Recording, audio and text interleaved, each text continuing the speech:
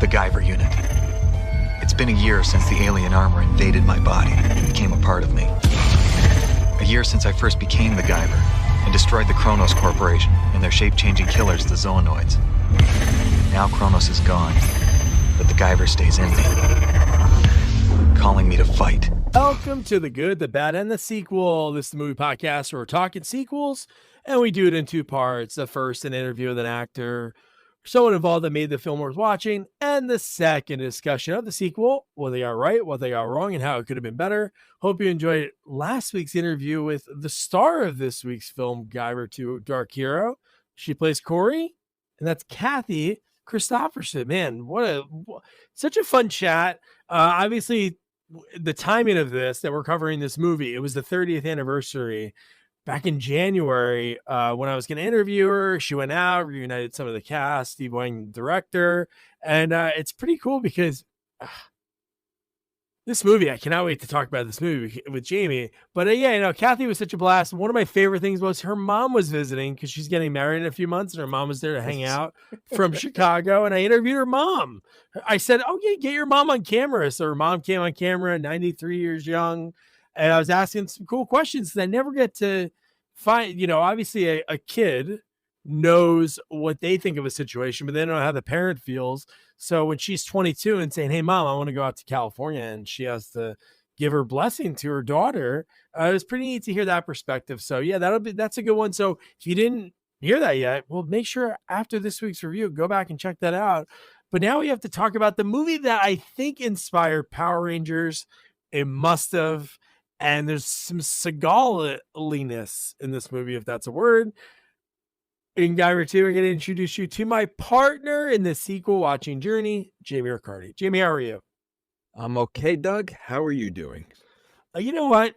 I don't know where this would rank or how many movies, because we've done so many over the last 5 years that would constitute like that we'd say first watch and never heard of. Like really, never heard. I only heard of this one from when I talked to Peter Spellos, because he goes, "Yeah, it's me and JJ Walker." And I was like, oh my God, what to talk about?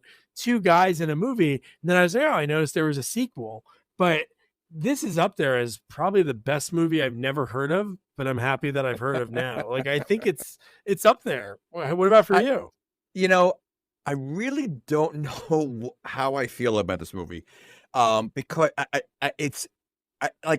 I don't hate it. It's not the worst movie I've seen. It's not the best. It's one of the most bizarre movies that we've ever done. 100%. Because I didn't watch a trailer. I saw what Guyver was. I saw the trailer, and I feel like in the trailer I watched, unless I didn't watch the whole thing or I wasn't paying attention, they don't show anything else. They just show Guyver, right? Yeah, I agree. And I going into this, I really didn't know what to expect. One thing I found out that this is based on an anime. This movie, I see that. Yes. So I think that's part of it. You could tell just the way, the other thing is the main good guy. Do you know where he's from? Ooh, Sean Barker? I don't know. Is it going to be something I'm going to be like, what? Well, it depends. Have you ever played the game Metal Gear Solid? Yeah. Oh, he plays? He's the voice. He's Snake. How crazy is that? Wow, that's awesome. So yeah, which is basically from his one-liners. I can hear that from his one-line. Wow, that's awesome.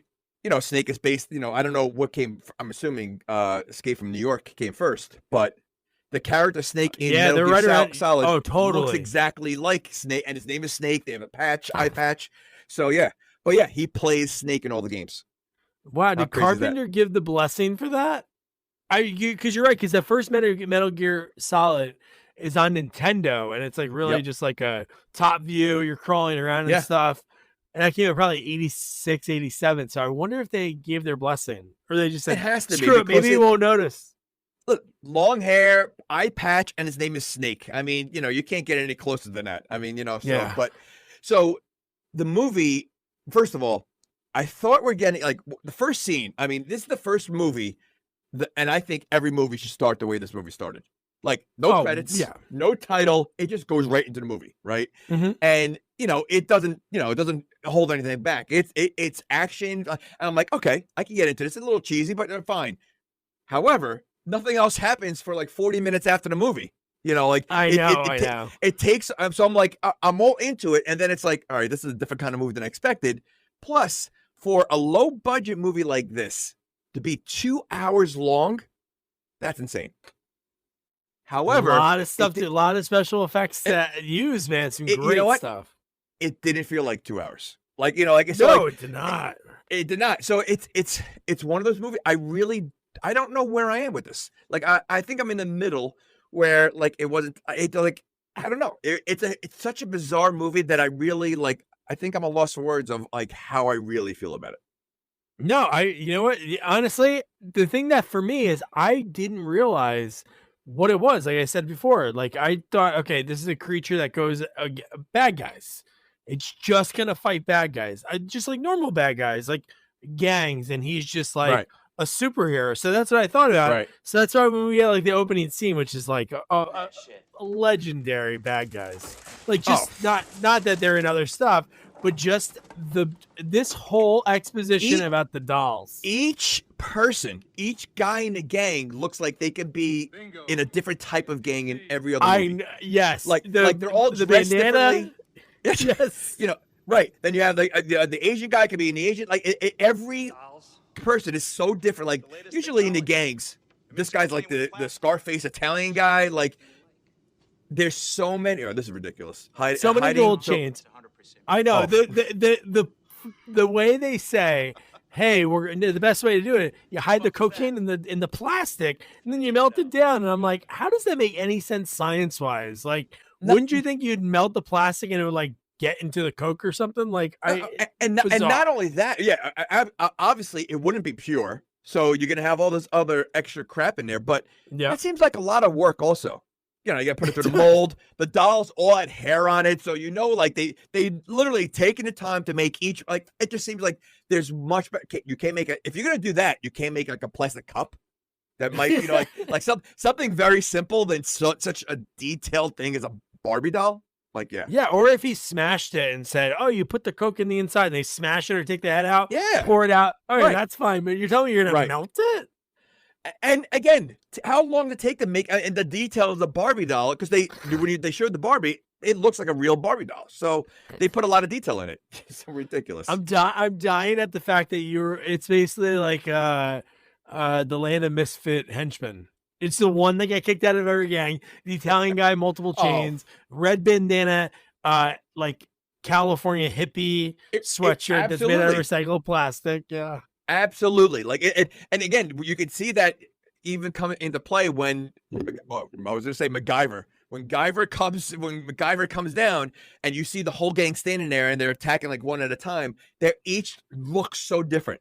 Like henchmen always look the same, right? They're always the same, you know, always same outfit. It's protocol. Same outfit, something, right? Here, they're all just like it's like they're all like barred one person from each gang. Like the misfits of each gang came and formed this one gang.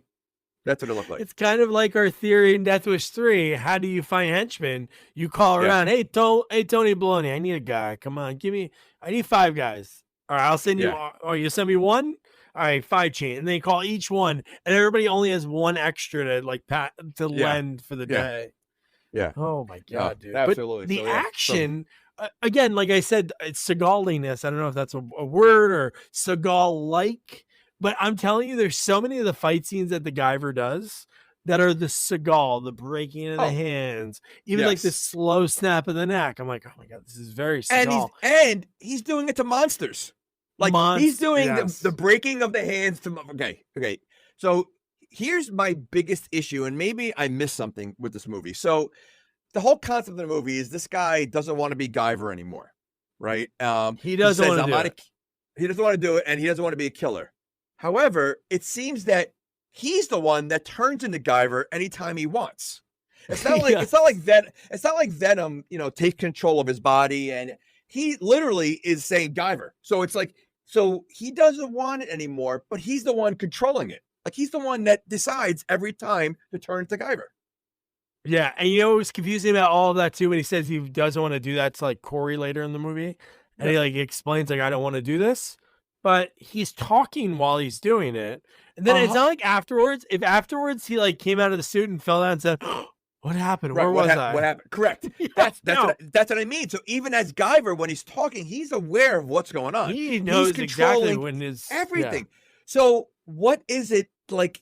Like he's making it sound like it's taking over his life, but of course he's using it for his own good because he's using it when he wants to save someone. He So, secretly loves it.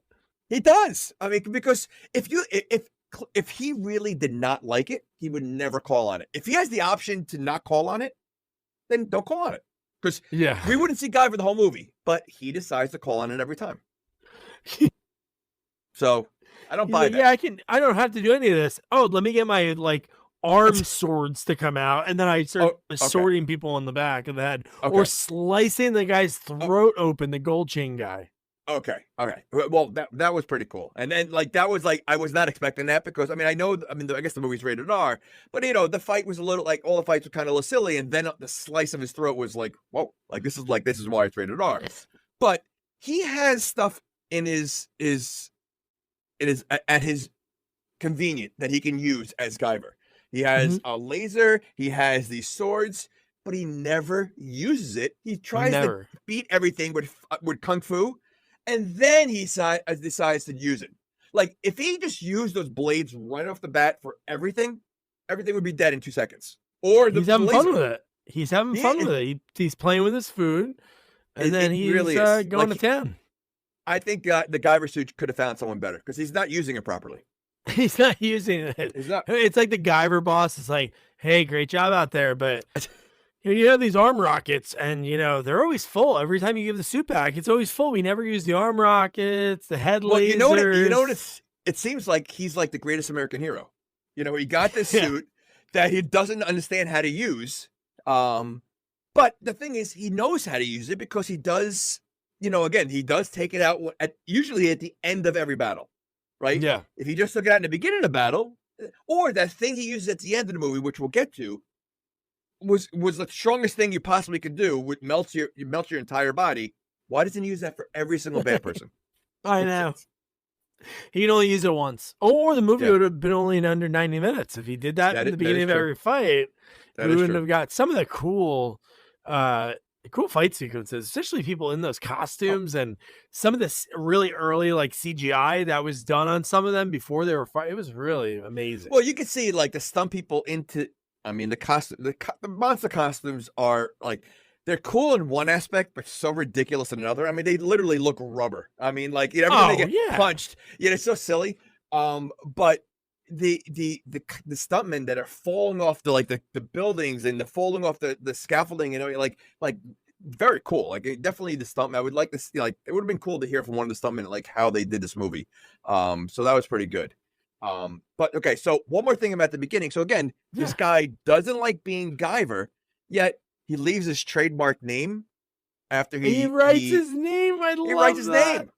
So so it seems like he really does enjoy being Guyver because he does. He wants people to know it's him, and he wants people to know it's him. He's putting fear, so no more bad guys do anything. But that's only going to make them want to do it even more.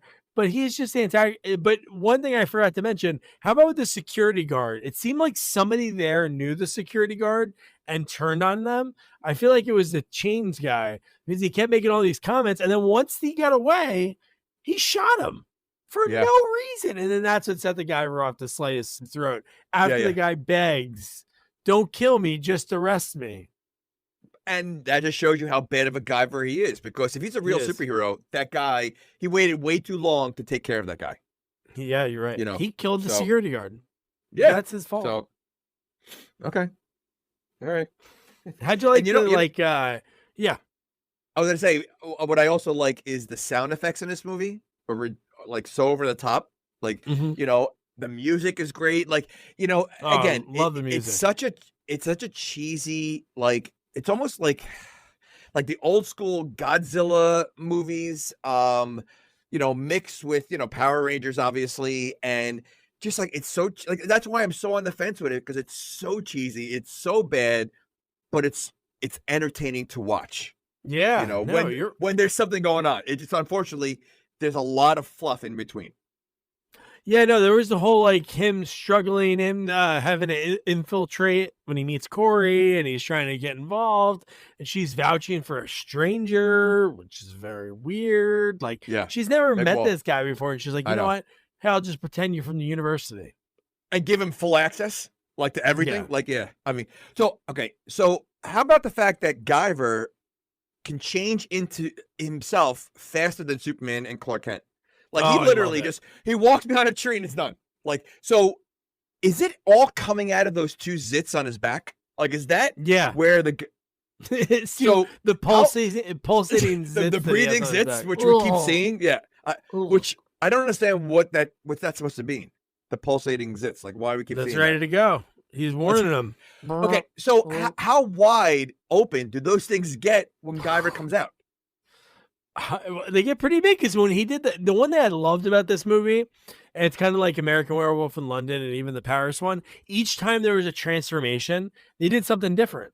Like there was the one that they did the camera go down and up and then he switched. Yep. There was the one jump in the air and you saw it come out of his back and he like while he was in the air like switching the costume. So it's got to become pretty wide because when he jumps, that's all you see is it come from the back and then wrap around his body. So think about how gross that's got to be then, because the zits alone look so gross when they're moving. Oh my god! Imagine like so many times wide they open up. Oh, and like again, which doesn't they never explain why they're pulsating. Like it, you know, it just like it's every time he's like in a nightmare, which he's like sweating like I've never seen anyone sweat before, and like you know, like I mean, it's just so silly. Like it's just so ridiculous. And he dreams within a dream. We got caught in a dream sequence. We watched him dream, and then his neck was pulsating, which was so silly because that's real. We see that again later, so we know that's real. So we saw him dreaming and thinking, oh, he's dreaming about this gross thing on his back, which is probably in the first one. But for us, because we haven't seen it. But is he dreaming about the gross thing on his back, or is that what just we're seeing? I don't know. I don't know because we saw him wake up and then wake up again. But you know, but you know, like when he's up though, you never see the back, you know, getting larger like that, like pulsating. So maybe the Guyver is dreaming inside of Sean's dream. Maybe. And the Guyver's dreaming about the zits. We see it pulsate one time when they're all in the ship and standing around because it starts pulsating when he's around other people. Because it gets really weird. He's like, and then he does something to open the portal. So somehow he opens up a portal, which nobody's mind blown about. Obviously, they're in a spaceship and they're not mind blown yet. When the portal like opens, it looks like and then it opens up to an open area for them to go into like the cockpit of the ship or like the brain of the ship. Yeah. Okay. Well, we have a whole thing to talk about with that. Okay. So would you think like what is the crime rate in any town USA where this movie's set? Because the story of the guarded vigilantes wasn't on the front page. It was like buried on like page 3. Like what happened in the city that was, or they just don't want people to know about the crime that's happening because it's a pretty serious thing that happened. Like absolutely. But this movie takes place in the 90s, right? 94 or whatever. Yeah, 94, yeah. Okay, that TV looked like it was from like it was one of the first TVs that ever came out. It was a typical, really, it was like an old school, like, so I wasn't sure if this was supposed to take place in the past or it was an awful, like, such a small TV. And the news was ridiculous. It was so silly. Like, I loved it. Next up, more Elvis sightings. Or how about the guy talking about the bear? Oh yeah, but it was like just these real like sketches within the movie, and it was funny. No, absolutely, absolutely. So the guy that plays Sean Barker, there was a I don't know if they like likened him to like Johnny Depp, like when his manager would go out and say like, "Hey, here's my client. He's very," but he looked like Skeet Ulrich. You know what's wild? This movie came out in 94. Scream 96, like to see, because I'm thinking like, oh, Skeet Ulrich, but he's like not that much of an age different as like the actor that plays Sean Barker. He had that 80s look because I was thinking he looked like the kid from Iron Eagle. Like he looked like the main. Oh, like, Jason. The main actor. Yeah. R.I.P. No, not R.I.P. No. The original. That's what I mean. What was his name? His first Jason name was the one right? we interviewed. No, he's the Jason's the one we interviewed for like part 4. But isn't it both their name Jasons? Oh, is it? Well, I don't know. But he reminded me of the main kid. Yeah, Jason Gedrick. Jason Gedrick. Okay, that's what he reminded me of. And I was thinking Iron Eagle like the whole time. Again, he had that 80s movie look. And yeah, you're right. Skeet Ulrich, Johnny Depp, the guy, Iron Eagle. And listen, he didn't do a bad job.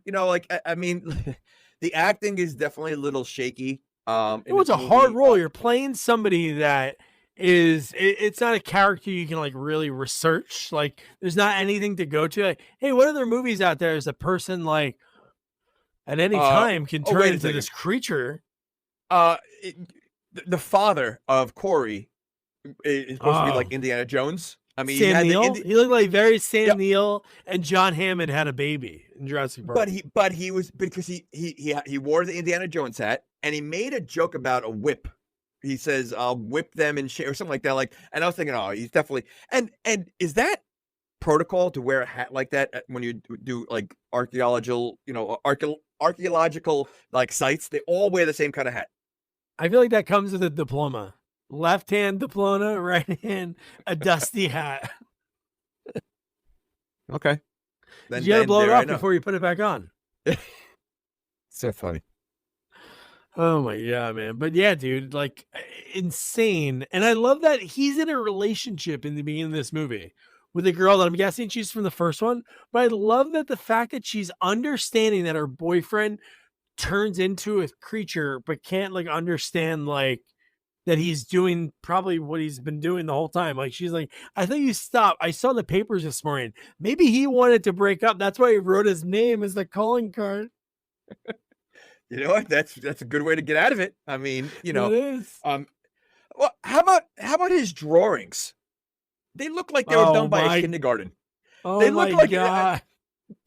Like this is what he's been seeing. That's the best he could do. Like it literally looked like if you had like break time for like kindergartners to like just draw a doodle. That's what it looked like. Like young kids doodling. And the funniest part about the whole thing was that ended the first time when he went there and saw the one drawing because Corey saw it in his book, and they didn't mention any of that stuff ever again. It was like you thought this was gonna be like a very important piece, which it is. Yeah. But it ended so quick because oh my god, because the best was they were mentioning that kids were drawing that. That's why it was funny because he was drawing that same thing, and it was like they found these patterns that were being drawn. And it's like, why would they let that out in the public? Like, again, you let a rando on the site, and then you're telling the general public, hey, these are what the drawings look like? And wouldn't you think what they're doing right now is like top secret? Like it's, obviously because if you let it out, everybody's going to go there, right? So, the fact that they're very nonchalant about everything, well, listen, they clearly, whoever is doing, taking care of everything or the hiring, is not doing a good job of like what's going on over there, or who they're hiring. Because even the old man on the the TV, whatever, I guess the leader of the whatever happens to him. Like you see him nothing. Like you see him like seem like Donald Sutherland, but he's barely in the movie. Barely in the movie, but he plays a major role because he's the one orchestrating this entire thing. But you don't see him at the end. Like he should have been like the main alien or something like nothing. Yes, you're right. He should have been the one that showed up in a limo or something. Gets out and then he turns into like a crazy looking creature. Nothing at all. Just him. Yeah. Sean looked at him. He was able to see him when the TV screen came on. Yeah, that was it. And that's it. Unbelievable. Okay. So Sean decides to go, to where they're, he saw on the news, and he goes to was that a gas station? I guess. But first of all, did he? Well, first he's hitchhiking. No, I was going to say he doesn't own a car. Which I wrote. How about? Oh, okay. Why did he fly there? I was going to say, why did he put the Guyver and use it to good use? You know what? That's so silly. Why wouldn't he have done that? I'm sure he's super speed. Yeah, see, and he was running the suit wrong. And he was running fast in the later scene. So he either could have ran there or flew there, but no, he's hitchhiking. Again, he doesn't have a car at all. Like that's like I think he's working. That's, he doesn't get paid to be a guy. Hold on. I was gonna say you're right because that apartment he lives in was super small. Well, that was oh my god, it looked like a prison cell. It was cinder block walls. And it was literally a couch that was like right in front of the TV and like a small little kitchen area. That's it. Yeah. He probably sleeps on the couch. And it was a small little thing. So yeah, you're right. He dumps in a bucket in the corner, and that's it. He just he lives. When I saw the walls, I'm like, man, they found the most depressing, like jail cell or something, and we're like, yeah, can we use that for the scene with this guy? You know what? No wonder he's having nightmares. I mean, he's literally like in like solitary confinement in his own house. I'm sure this is something I hope you've never done. But I would say 70s and 80s, it was more common to people to hitchhike. And what's so messed up is obviously there's some scary ass people because obviously you couldn't do it. But for me personally, because I love just talking to people, it would be a really fun experience. But then like the ladder of like getting picked up by like a homicidal maniac is like the downfall of it, or picking up. You mean getting murdered is the downfall? Like, otherwise it's pretty cool, but then there's, the chance I can get killed. I guess it's like bungee jumping, right? Bungee jumping, really cool. Downside, I die. I don't know. You know what? I think you probably have a safer chance bungee jumping than hitchhiking. So, I mean, how many bungee? That say? Right, but how many bungee accidents are there compared to how many people are missing? Because they went hitchhiking or something like that, or So yeah, I don't know. I don't know. I don't know if it's worth the fun experience that one time you might get a crazy person. Yeah, every door I'd open up and they like when I do my thumb and they, oh yeah, come on. I'd be like, you're not gonna murder me, are you? And then if they hesitate, I'd be like, all right, keep going. Ridiculous. But yeah, so he ends up at a gas station that the sign says the world's famous chili. Did you see? It was where I wrote it down. Where is it? Yeah, try our nearly famous chili. Oh wow, that was nearly famous. Nearly famous. So that's meaning that it's not famous at all. I mean, pretty much, and and it's a gas station. You're gonna eat chili at a gas station? Like, oh my god! I love that the guy he made him. Hey, do you know where the dig site is around here? Are you gonna buy something? Yeah, I'll buy this sandwich, right? And he goes, all right, $1.95, and takes the money. He goes, where's the dig site? I'm not telling you. He just lied to me. I saw one of his nasty sandwiches that's been there for days. Oh, gas station food is the worst. It is. And, listen, if I'm on a long road trip and I'm really hungry, maybe I'll have like a hot dog or something. Maybe. Right. Yeah. And again, even then I'm, or, whatever. Chili? There's no way I'm having chili, Yeah. Oh, did they clean it out last night? I don't know. They look at the sheet. Oh my God, a week ago. Oh my last time we changed it. Ugh. Yeah. I love going across the country, but man, that's the worst. There's no fast food. I remember this one gas station, and I was like, man, how long has this been under the heat lamp? I'm just staring at it, but I survived. I'm here today. So we get to Corey. Oh my God, she was Kathy doing the video interview. She looks amazing. I don't even know exactly how old. I don't want to say how old she is, but God, she looks great in this movie. She has a look, and like I said to her, no matter what movie, anytime you get to be one of the stars, the top 2 billed stars, that's a big deal. Before this, she was on Coach. She had some great stories about that, but these roles that were girl, I think she had one named role before this. Then she lands this movie, and that's a big deal. She was in stuff after this, but I'm just shocked that she wasn't seen because she has this great look to her. No, she does. And the only problem I had with her is that she had glasses, but she basically picked and chose when she wanted to wear the glasses. Yeah. When he first meets her, she's got glasses on, she's driving with the glasses on. And then throughout the movie, there's times that she doesn't have glasses on, and then the time she throws it on there. Like she either has glasses or you don't have glasses. So you don't pick and choose when you're gonna have glasses. And it was just funny that like I don't know if like they forgot to give it to her for those scenes, and then she just not having the glasses. Somebody stepped on them. Yeah. So yeah, especially since you're going in a cave and you're studying, the paintings on the wall, you want to see clearly. You don't want to be blurry. No. I guess they're bad drawings anyway, so they're gonna look the same. True. Okay. Oh my god! But you know what? I'm pretty bad with glasses. I was wearing them like a little bit, and now I don't even know where they are. I just got to this point. I'm like, yeah. So maybe that's what Corey did. She was like, where the hell did those go? But yeah, no, just they're like kind of meet cute right in the beginning. Like when she sees the drawing and like clambers up, she's like, I gotta go, and then she starts driving away, and then she leaves, and then she comes right back, get in to a stranger that she met at a gas station. Well, she was immediately attracted to him, so I think that was part of it.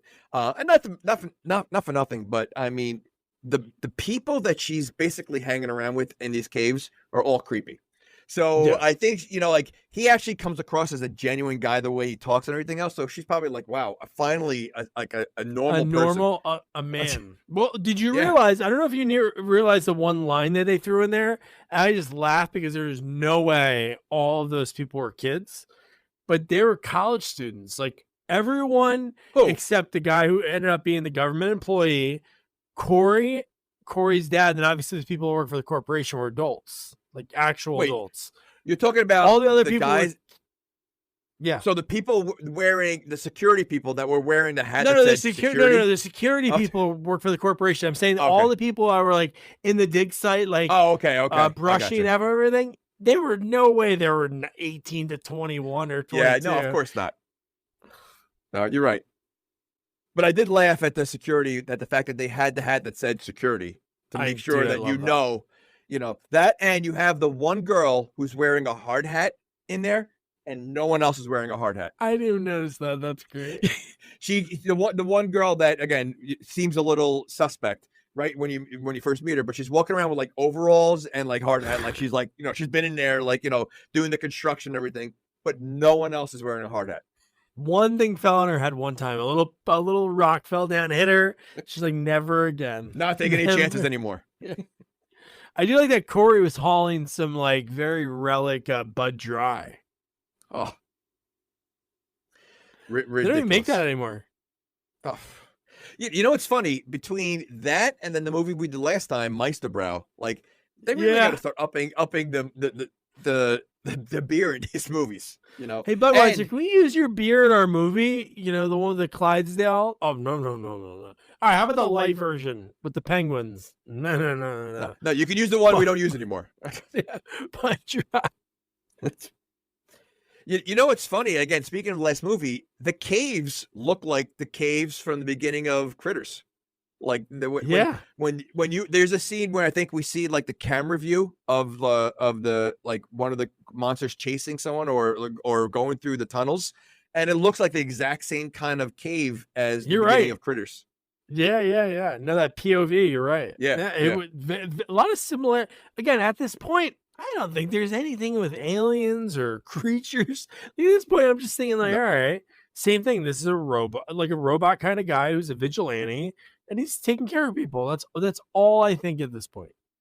And that's what I mean. Like that's why I'm like because the movie starts off so fast and so like hard, and then we get a lot of like fluff before we see the Guyver again. I'm like, what is going on? Like is there like am I watching two different movies? Because I don't want to see drama. Like if I'm going to see this cheesy movie, there better be some stuff going on. So we had to wait a little while for that. But here's another question I have, and you see this a lot in movies, especially when it comes to like dig sites and caves. There's always a father and daughter like working together. Always. Like, how does that always sound? Like how is that like going to the father's business? You're gonna like go cave exploring? Like that's part of the father's business. Like, and or be just like dad. But that's a kind of a dangerous job. Like you're gonna like bring. I mean, clearly she's been doing it for a while too. But every movie, it's always a father and daughter. Yeah, no. Yeah. No, it's always like that link up between them two. And then it always sets up like, she Oh, has to watch the father and absolutely. there was a cool obviously there's some twists that we'll get to when it comes to them. Which But like even I don't yeah. understand. I don't understand that twist at all. I don't So maybe you could explain it to me when we get there because No, I don't I get any of the other I don't get any of that the, stuff the because there's a line that the corporation guy says and it still confuses the hell out of me. yes, but I could see those things differently. But the father twist, I don't get. I don't. It doesn't make sense because the daughter didn't know. Like, how did? Oh, we'll get there. All right. It just does. I'm very confused on that part. Yeah, no, me too. Okay. Okay. Okay. So Corey, again, we talked about how crazy it was that she would like lie to everyone to get this stranger in who's wandering on the caves. And then her line after she lies to him and gets him like access, she says, "What are you, some archaeology groupie?" Well, I don't know if she said this before or after, but she steps away for a second and she tells one of the guys, "Show him the ropes." Yeah, she does. Tells, yeah. Again, like these guys should be like, "Who are you? Where's your like security? Where like your pass? Where like yeah, we're gonna bring someone we don't know to show them the secret like dig site that what we're doing. Like it was just so laid back and ridiculous. Oh, dude, they seemed like they were going to like a Dave Cost concert. They were like all naive college kids because the guy was Yeah, like showing them this fossil thing that they were wiping yeah. off that looked like a creature's head. Like that was the first time I'm like, whoa, there's aliens in this movie. And I was how do like, you know this guy's wow. not gonna steal it? Like you're Yeah, bringing him in there, exactly. But and you're right. Like, is there such a thing as a dig site groupie or archaeology groupie? Is that like a real thing? Like Well, people they just all look like travel Corey, around and I'd just be. well, that's their Like okay. seriously. Like yeah. But I guess maybe there are out there, Okay. Okay. She might be her dad. Usually people like what their dads do. So maybe that's why she got into Well, it to be able to find some other male archaeologists so she can do this forever. yeah, but let's be fair though. Like in this movie, she really doesn't do any work at the cave. Like everybody else is doing the work. Like she really. So I don't know. Like, is it just, like he just brings his daughter with him and just because she didn't do anything. Bring your She, daughter to work yeah, day. yeah. And then when she tried to take the one thing, her dad was like, Oh, it's okay. They can take it. okay. That whole scene again. First of all, it was the creepiest looking area. There's no way I'm going in there. Like, No, I and know. they're all unprotected. Like, the fact that like she had no problem touching, grabbing, like not even knowing what she's doing. Oh, like there's no way that would happen. I said All right. they're scientists and they're not using gloves. Because like, Gloves, they're not even not even the bringing fact anything of in their face. themselves. I know. Yeah. No, looking so close to it. Oh, But yeah, just touching it because A, you can oh, get something, and B, you can ruin the sample that you want to study. It'll have your DNA on it, your 100%, fingerprints. Not 100%. good.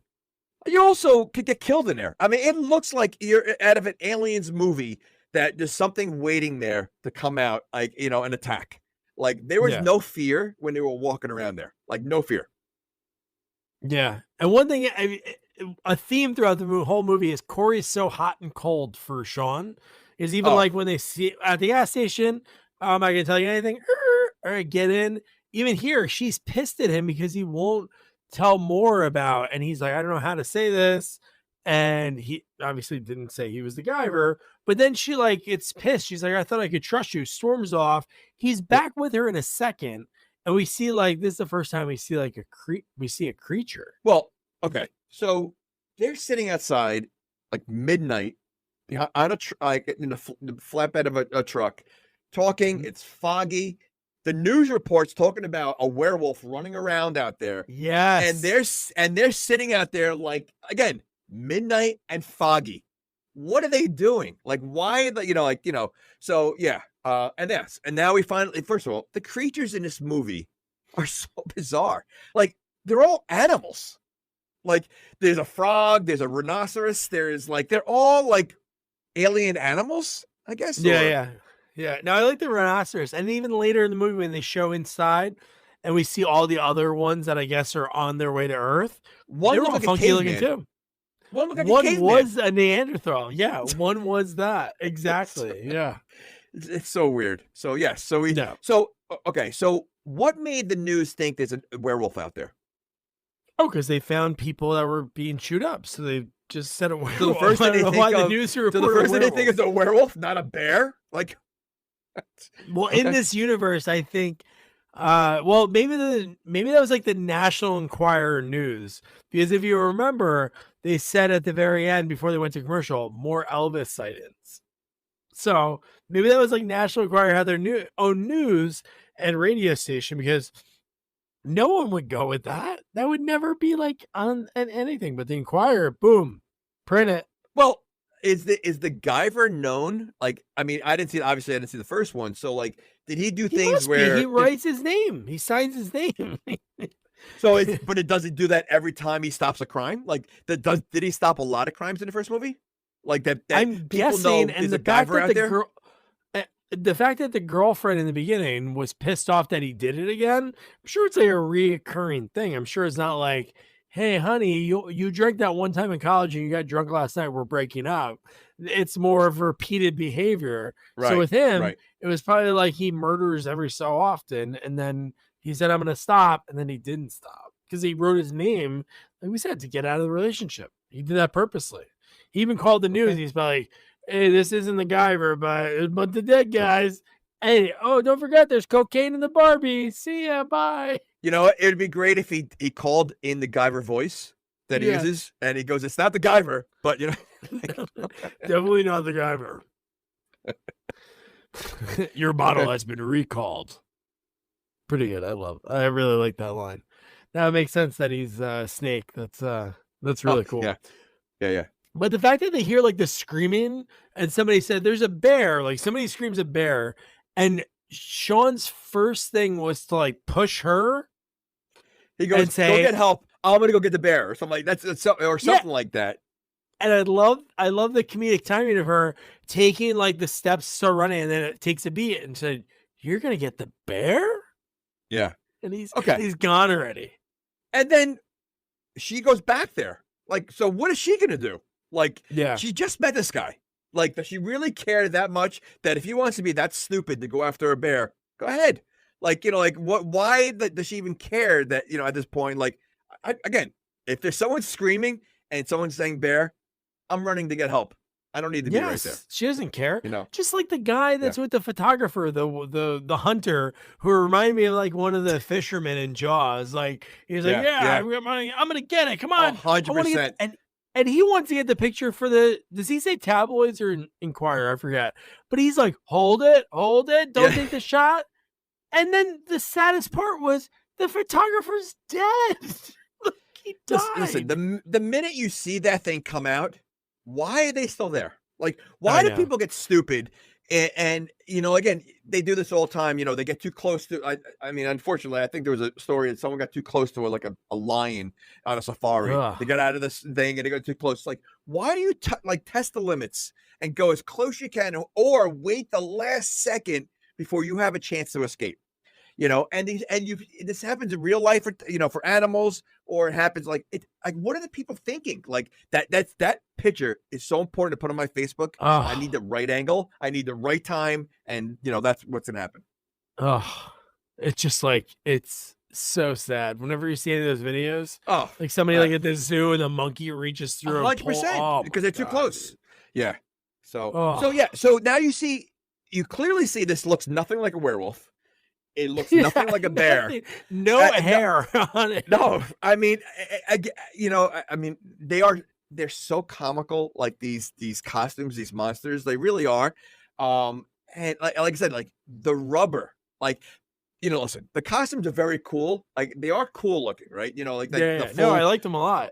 But it was like Power Rangers. They look like Power Ranger villains. Oh, yeah, no, I hear ridiculous. You know, there's definitely a cheese factor to it, but the thing, the combination of the great special, the way the special effects looked, and the fight sequences, like I thought I was like thinking like, wow, this is good. Like I saw it, I'm like, Man, this reminds me when I watched like Power Rangers as a kid. Like it was like really good sequences, and I was not expecting that. I was really expecting like maybe like just some punches, but when the Guyver's like doing all these flips and it just looked really good. Yeah, no, it was good. But again, I said it before, this rhinoceros thing, I think he almost kills Corey later on, right?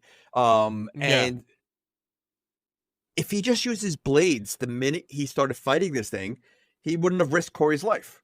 Like, like he decides to, just like, it's like a Mel Gibson thing. Like, put the weapons down. We're going to fight hand to hand, with Gary Busey. That's what he does at every fight. He goes, let's try to fight it out first. And then I'll use my weapons if I have to. Yeah. One of these guys, I forget the name of them, which we kind of like skipped over in the beginning. Xenoids or something. Right. Yeah. You're right. Yeah. So in the beginning of the movie, which is great if you've never seen the first one, it gives you a great like catch up. Like within like a minute, it's just like way too much dialogue to remember all of it. But it was like, no, if you remember, and it's like, okay, cool, we're caught up. Because even at this point, like I'm thinking, like, what the hell is like happening with this like creature, and then he's battling it. And then I love that when he's done with the fight, it's almost like, all right, it's over. And he turns back. It's like a mutual, and he recognized them. Like they actually have like a chat before they start fighting. So like, is that creature also in the first movie? That's a great question. Because I'm guessing it has to be. Like it has to be somebody he knows, right? I hate to do this, but I may have to see the first movie to, just because I got to see where it all started from. Because all the creatures have a conversation with him, so like they seem to know him and he seems to know them. Because unless like a general rule of thumb, they're from the same planet, they know each other. But I actually want to see the first one too. I think he made a comment like, "Oh, I thought I killed you," or "I thought you died," or something like that. Did, I thought he made a comment. He said that to the Rhino guy. That was the first one. And what's funny, we can talk about it now. Like, I wonder, like, it seemed like with Sean must have seen the Guyver, which I guess after we watch the first one soon, we'll be able to speak on this better. But for now, we'll just make it up and try to figure it out. But like, I would think Sean like saw this Guyver thing, took over his body. Yeah, Hall Pass. Okay. Only sequels for Hall Pass, sir. Okay. But like the fact that like he must have seen it and he changed. That's like, to me, that's what I feel like happened. But for the bad guys in this movie, which they're people that we've seen throughout the movie at this point that are actually creatures, to me, it's like, are they humans that interacted with the Xenoids or whatever and then got changed? Or did the Xenoids say, hey, I want to make this guy, I want to make this guy? Like, that's one thing I don't understand. Like, you know what? And you're right. That's a great question. It's a great question because now we bring in the father. Yeah. Which he's good. So I feel like his thing is the same thing as Sean. But he's also a monster. So that's the question. Like, was he a monster and he came to Earth and he, somehow hid it from his daughter all these years? Like, I wish there was an explanation. You're 100% right. Like the fact, it's one thing having the bad guys have the flip flop. Fine, that makes sense. That, right? But to have the father all of a sudden, that makes absolutely no sense. And they don't like. She doesn't even seem shocked by it. She's like, "Dad," and then that's it. I know. And like, it's like you just see your dad as a monster right now. Like, you don't have questions. Like, you're not like surprised. You're like, Dad, how the hell? Like, nothing. It's like, well, no, the fact that she didn't even know it was really her dad yet. She just saw a creature and said, "Dad," by a sound that it made. So that is even crazier. Like, if she saw her dad turn or turn back, then it's like, okay, Dad, right? That's you. But she just saw a creature and knew it was her dad. I know. The whole thing is just so bizarre with that. That is bizarre. So that one doesn't make sense to me. But for like the Guyver, that makes sense. Oh, he stumbled upon something. It took over his body like that. But yeah, no, that was one thing I was like, man, because I was like, oh, who is this? Because now I'm like, oh, this seems like it is somebody. And at first, I thought it was the government guy, which at this point, He's like professor. They made it. They totally made that look. He reminded me of Tubbs from Miami Vice. Yeah. Yeah, no, definitely. You don't think he looked like him I was thinking the henchman from Die Hard, but like that same the hairstyle. Yeah. But they totally made it look like he's the bad guy. I mean, that whole thing. Well, that again, that goes with the Guyver, right? So he's able to change very fast into Guyver and change out of Guyver very fast, but he's not very secretive the way he does it. I mean, he literally changes in front of the hunter when he's sitting down. Like he didn't even try to hide it, and he does it later in the movie also. Like he's very sloppy on I mean, he's in the woods. He can't run to another tree a little further away. Yeah, it's like peeing in the woods. 100%. Right, you got to find the right tree. He literally the hunter's staring at him, and then Guyver talks to him hey, to mess with him. Yeah. He changed. He was a thing. Yeah. Oh, he must be in shock. Yeah. No, I think you nailed it. The Guyver, he's not good at using the tools that he has. No, he's the greatest American hero. I wonder, how, is there a sequence in the first movie when he becomes Guyver that he just, doesn't know how to use what he's got, or is a training manual or something that teaches him how to do everything? Because, again, when you watch this movie, he clearly has full control of this Guyver. So it's not like it takes, it'd be one thing if the Guyver takes over his body. Fine. That, I'm on board. It's like a Venom thing. It works. But he's talking. He recognizes, people. He remembers what he does. So clearly he has full control. So I just want to know, in the first movie, how does he learn how to do everything? So yeah, we'll find out. I have to check it out. But so then now we have a crazy scene. So the government guy, again, the Guyver's so quick to go in and out, but when a guy puts a gun to his head, he doesn't move fast enough because the guy's ready to kill him. And then two people walk up, look over, hey, what goes on up there? And you know what's funny? Didn't they kind of made a joke they were hooking up, right? Did you get 100%. That from the college guys? Yes. They're here, what's going on over here? And you're right. Wow. If those two people didn't walk by, he probably would have been dead.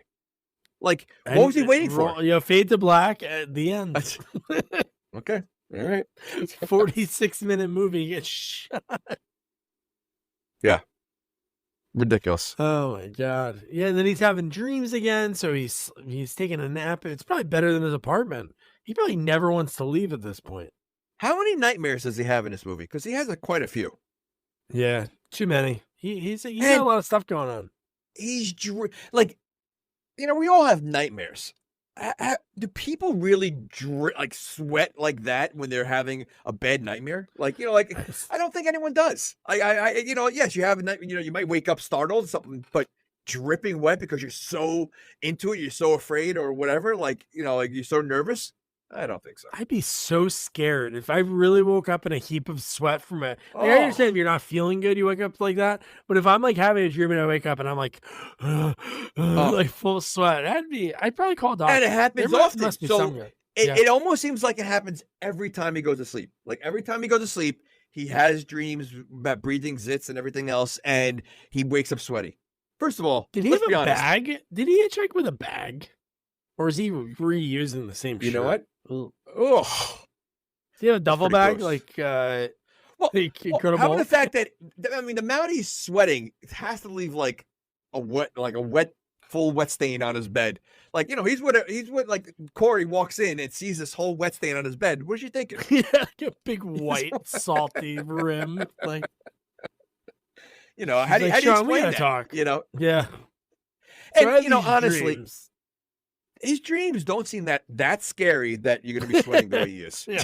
I mean, really, unless he's dreaming something else that we know, all we see is this breathing zits. That's all it is.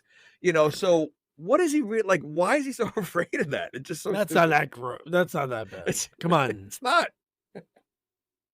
I do love when Sean is on to Corey, and I wasn't expecting this, right?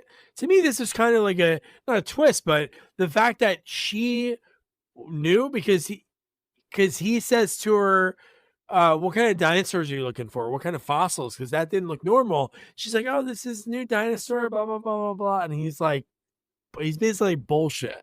Like, he knows right away that it's bullshit. Oh, well, how about the wiretap? The bug in the room or whatever? Yeah. Okay. That was the biggest bug. Like, they're like, usually when they're trying to, listen on, conversations, the bugs are small, they're hidden, they're in a cup, they're in a light, they're whatever it is. This thing was like look like a smoke alarm size. And it was just placed on the table, like behind the table, like it was just behind something. It was like, it was behind like a typewriter or something. Yeah, it was there. Nobody's gonna see the antenna sticking up, and then the guy's hiding like behind like a hill with like the big headphones on and holding up something to get the signal. So stupid. Yeah. And why was there a typewriter? This is 1994. You were still typewriting, yeah. You think there were typewriters 94? In 1994? I was typing papers until 97 on a typewriter. With a typewriter? Yeah, dude. I didn't need a typewriter in college. There's no typewriters. I can't admit. No. Well, you were, well-to-do, man. You were there. Yeah, okay. There's no typewriters in 94. I had a typewriter. I'm not joking. Until 4th grade, I wrote papers with a typewriter. Oh, my gosh. That's ridiculous. It was huge, and it had like the special function for delete. You hit delete, and it would like do the whiteout thing. But the problem is when you kept putting delete too many times, like the letters start merging together, and like you have like the like fuck. It's and hard. Those things were super heavy. Oh, dude, just think about like we have a antique typewriter. Just think about like typing a paper. Oh shit, I forgot a word. Oh my god, now it's easy. Boop boop boop boop. How about stenographers? I mean, how do they type that fast and every single word that's going on in a courtroom? Like that's impressive.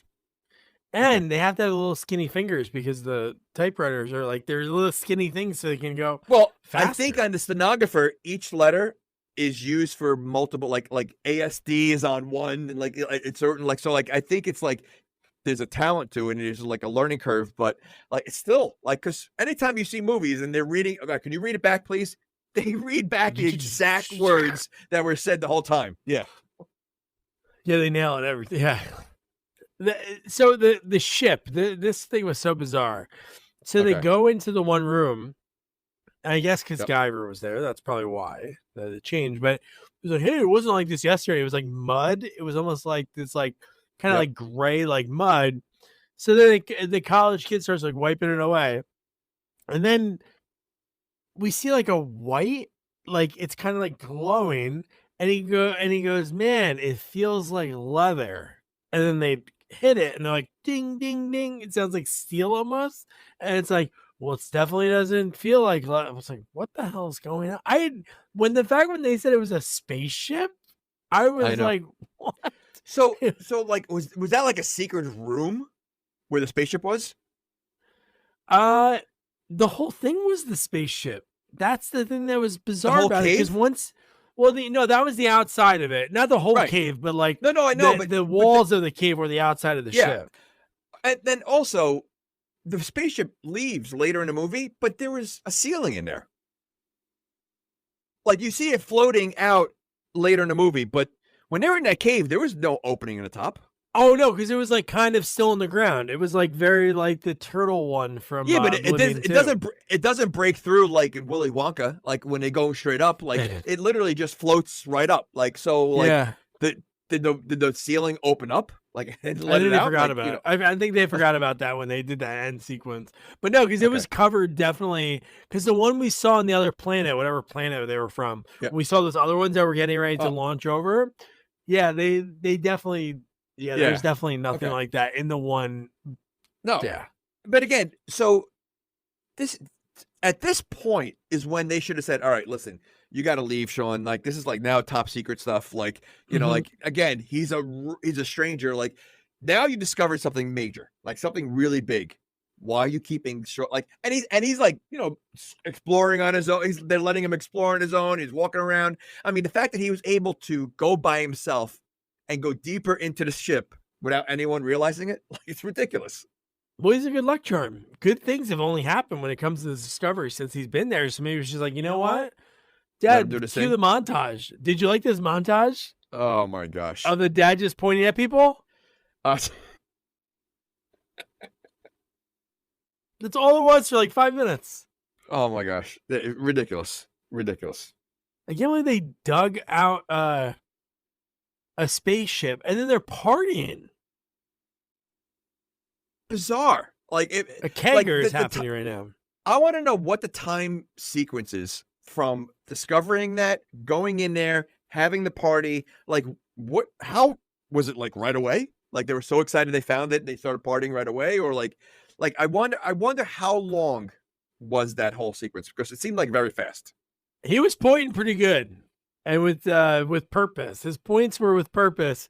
No, but the fact that when they went to the kegger and everybody's like kind of drunk, because her line was so bizarre, dude. When she was talking about, you know what, we can grow spaceships kind of like trees, and I'm like, what? What? That is that's bizarre. No, absolutely. Well, where'd they get the keg from? I don't know. Are you telling me like they left it there and waiting? So first of all, you're telling me that's a warm keg because there's no ice, right? So you're telling me that keg's been sitting there until they discover something, so they can like crack it open when they find something, like, you know. Well, they're college kids. They're college kids, so maybe they just always have one on ready to go. But they need ice. Ice was needed. Okay. How about the fact that on the outside of that campsite there was a dartboard? Did you see the dartboard? No. So one of the guys playing, there's a dartboard with no back to it. So it was, the dartboard was on a stand, but there's absolutely no back to it. So they're just playing darts with just the dartboard. How many times are they fetching these darts because it's going right past, because they're not hitting the dartboard? Like if they're missing, like, oh my god, it's literally on a stand. Like I noticed it. I'm laughing. I'm like, what are they doing? Like they couldn't put a piece of wood there. I mean, they had plenty of wood and construction going on in that cave. They could have left some kind of plywood back for the dartboard. Yeah, how the hell did they not think of that? They're finding organic spaceships, so they can't figure out how to have the proper dart set up. I'm telling you, it looks so, because it was literally in the open space, and I just kept thinking like they're missing a lot, and and the dartboard was like, I don't even think it was a regular size dartboard, so it was a little smaller also, and that just made it even funnier. Speaking of missing, Sean missed a big opportunity, a smooch opportunity. He messed up big time, because he even said the line. He said, "I'm not missing anything," when she was talking about, "Are you going to be leaving?" And he said, "I'm not missing anything." They go for a smooch, and she walks away. But you know what? I think his mind was elsewhere. I don't think, you know, because he could have had. I mean, I thought in the back of the truck they were going to smooch in the beginning. I didn't. Yeah, like, I thought that was going to happen then too. Yeah, so I just think he's just so focused because the mothership is calling him home, kind of thing. Yeah. And when he looks over, the security guy, the guy with the hat that's a security, is the guy who ends up being the rhino. Because he looks at him and that guy's drinking a lot. And he's like, giving him a weird look. And I'm like, oh, is he outing him as the rhino? Is that what we're... And then it worked out. But I'm like, wow, dude. Yeah. No, absolutely. So... But so do we get we're getting a fight soon, right? Isn't there a fight coming up? Inside? Was there a fight inside the cave? There was a fight inside the cave, right? Soon. The next part, again, it's kind of the repeat of the day before. They're trying to figure out like what they can do with the ship to activate it, because they want to get inside. Okay, you're right. So they start like blow torching the walls, and this is when he starts pulsating, like standing up, and that's when he like stares, which it seems like people notice him doing it, but in the grand scheme of things, nobody does, because nobody questions him afterwards, which I would think they would. Correct. But this one, then he opens up the door to the ship, and everybody's able to go inside, which I do love the props inside, because, you know, again, you're making something out of other objects. Like the one part of the ship that looked like a butthole, it was definitely a tire, like a monster truck tire. Yeah. There's like all these things. You're like, oh, that looks like this other, you know, household object that they turned into the spaceship object. No, absolutely. But again, you know, we said it before, like they actually made it look very creepy inside. And you know, I know that we see this in movies all the time, and people are so excited to explore, UFOs and spaceships and caves on other planets. I don't know if in real life who really would want to do that. Be Never. that, or at least be the first group. Like, I'd rather be in like a second or third group that goes in. 100%. Let the first group go in first, let them go in, start the search, we'll like go in like increments. We'll go in 15 minutes later. Let's just make sure that you guys are okay first. And then we'll go in, like send that first group in first. Remember when they did that live on Fox, when they went into the tomb live on Fox, and then it was like the most boring thing ever? Like, because I think they legit it wasn't like one of those stage kind of like, hey, we know it's inside, but we're going to pretend like this is the first time. Like they walked in and it was just so stupid because it was like anything. If you walked in something for the first time, the way you'd react to stuff. And it was like so terrible that I don't think they ever tried to do it again. Well, because the buildup was so big, of what they were doing, and always nothing. But you would not want to be that first group. Like, and I really wonder, like, I mean, I guess there's crazy people out there that would be like, they're so excited, but like, I don't know. I mean, like the unknown to do something like that, I'd rather see a team go first. I'll be in the second squad. Well, look at her dad. Her dad probably wants to figure out, because he got like the short end of the straws. Yeah, but he's like the ugliest creature. Like obviously all of them are ugly. His is just like, I don't even know what his is. It looks like that. He looks like a bug. I know, but he has like these weird things in front of his face. He looks like that ugly fish with the dead eye. That's kind of what he reminds me of. But there's just multiple ones. Okay, first of all, they have one that's Predator.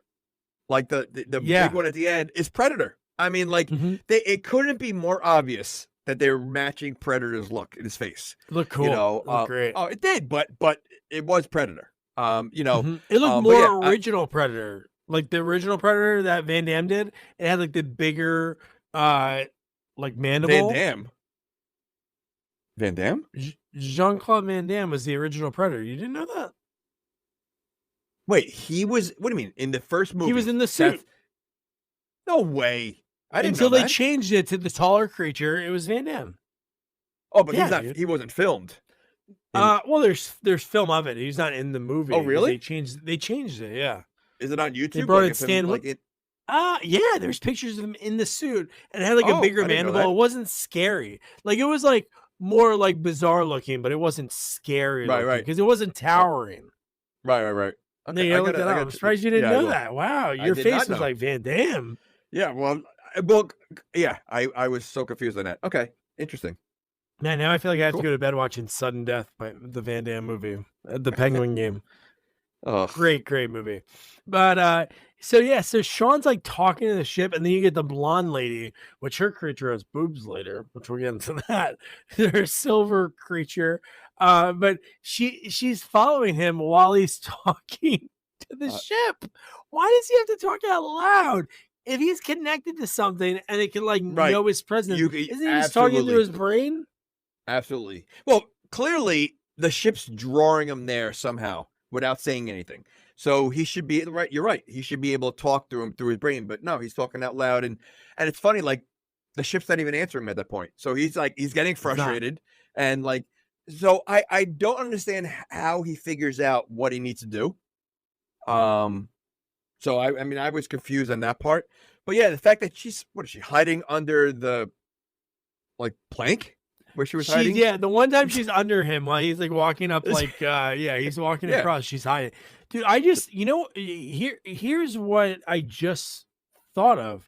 So remember when we mentioned earlier, this right at the point in the movie where we're at discussing it, Corey, this one she picks up something that she finds like in the, I guess like the main cockpit of the ship. No gloves or anything. And the guy takes it. The guy from the corporation takes it from her. And she goes to her dad and says, Dad, what's happening? You promised our research. And then he's like, oh, don't worry. So do you think that he was a bad guy? The dad? And, yeah, because the reason is that he happens to make a deal with this other alien. They must know who's another alien, no? Well, they also they had to know the ship was there because they were looking. So what she grabbed was another suit, another Guyver suit. That's what it was. It was like an extra. Well, we find out later. Suit. It's like a super. Yeah. It's like a super one. Well, no, it just because it went on top of an alien, which made it super, I think. So, so I think they clearly knew what they were looking for. That's what they were looking for the whole time for the other suit. So I think that the father was in on it, but I maybe the bad guys just double crossed him. With it. Yeah, it was just a bizarre thing. Yeah, his name is Crane. Mr. Crane was the main bad guy. I think they missed out on an opportunity where Corey should have gotten attached to the suit. Oh, now you have two Guyvers, and then you have a female Guyver. See? Yeah. That would have been good. See, Did you think she was going to kiss the Guyver in the suit at the end? That's kind of weird. Like they locked eyes for way too long. I know. And I was like, they're going to kiss. Well, that's like kissing Iron Man, right? I mean, it's like, it's kind of weird. It's like kissing a mannequin. It's not a person's face, so it's kind of weird. But it could be. If the Egyptian, if there's different, the first one has different rules than the second one. But no, it's just, to me, it was just so bizarre. You see this guy, but I did like him as a bad guy because he did play like a prick. And obviously in his normal human self, he wouldn't have been like he would just needed a gun. But his creature and the battles at the end were good. Oh, but this is when Sean is now saying like, oh, you can't trust them, and starts telling her about Kronos, and Kronos is actually the corporation that they all work together. And is this where he spills the beans to her, though, what he is? He does, yeah. Okay. And you know what? Her reaction wasn't what I expected. I thought she'd be like either weirded out or like she seemed okay with it. She was okay and said, oh, it was so hard what you already told me. He said something about his military background to her earlier in that first sit down. But yeah, no, it was like, she was very understanding that and he turns into a creature. Yeah, and why does she believe him? Again, she's only known him for what, 2 days? Like, because we only saw one nightmare when he was there. So she only knows him for 2 days. He says he becomes an alien or whatever. And she believes that?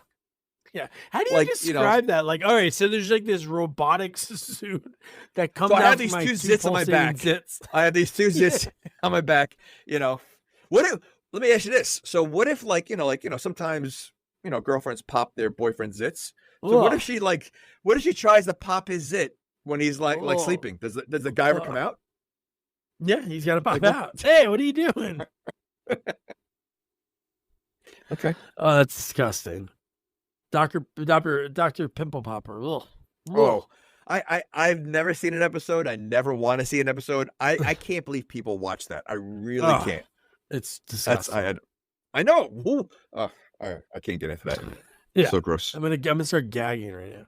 But I do love when Corey. So at this point, I think this is when Sean leaves Corey to start doing his like infiltration. And at the same time, Corey overhears, and I love that Crane is talking to someone and says, "Yeah, I think it's the voice from the TV that we hear. I don't think it's Crane saying it. It's like, make sure you terminate all non-employees." Would you think like, fired? But it's like, this is gonna be murder.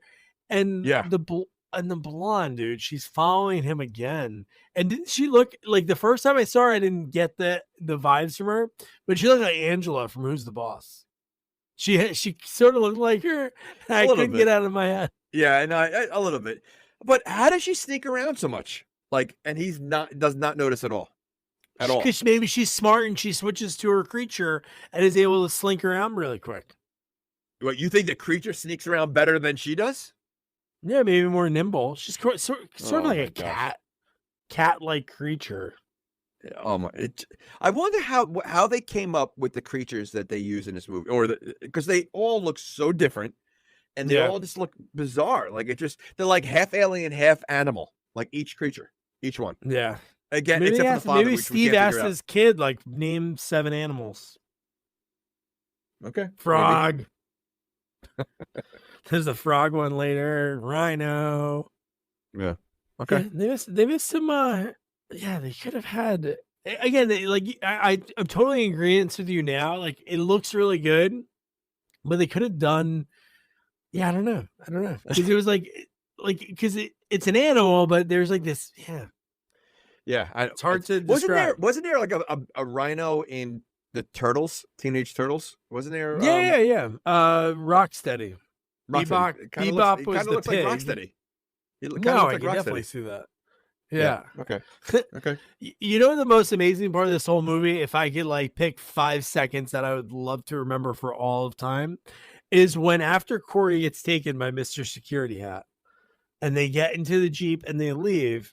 And when they're driving off, I almost pissed my pants when the dad pops out from the side of the shed. Oh my gosh. I don't have any glasses out here, but he does the and lifts his glasses while watching his daughter get taken. And at this point, I'm not thinking he's going to turn into a tentacle-faced man. I want to know, how does he get in front of the car? Well, he's super speed, I guess. Or maybe it's a big loop. That in the movie. or maybe it's a big loop and he can take the shortcut. He just walks across the bridge. He's right there. And the fact that like these bad guys, why didn't they turn yet? Like, first of all, there's no windows in the Jeep. She easily could have. They didn't tie her hands or anything. She could have jumped out at any moment. Yeah, throughout the whole chase. So okay. But Crane's one was really cool when he transformed. When he was with Sean in the cockpit, his is cool because the first time we saw it, even though later in the movie it looks different, it changes to like more like Predator. But the first time you see it, it's very like Creature of the Black Lagoon. Like it has like the gills. You know what? It looked great. It looks like a morph of Creature from Black Lagoon and Predator. Like that's the look. Like if you took both of them and meshed their face together, that's what he looks like. Yeah. And then again, the Guyver, obviously it's just Sean right now. Sean talks to the ship. The ship doesn't say like, hey, watch behind you. He falls for the old, like the blonde woman comes behind, hits him in the head and he's down. Like his, even though the thing's pulsating and it's not on right now, it can't tell you or help you a little bit. Right. I mean, clearly it brought him there. So like there's no hints. So, okay. This whole scene cracked me up in the movie because when they, she hits him, she drags him to his cot, and then the bad guy goes, all right, make sure he doesn't leave or something like that. And she injects him with the sleeping shot, whatever. The FBI guy comes there, and in 2 seconds, Sean wakes up.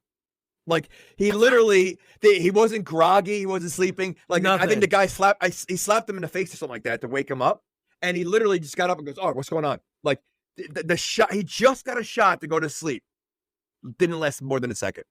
I know they showed it for maybe like a minute afterwards when he was driving and he was like woozy, like the camera went a little bit. But that was it. And then it was like totally forgotten about.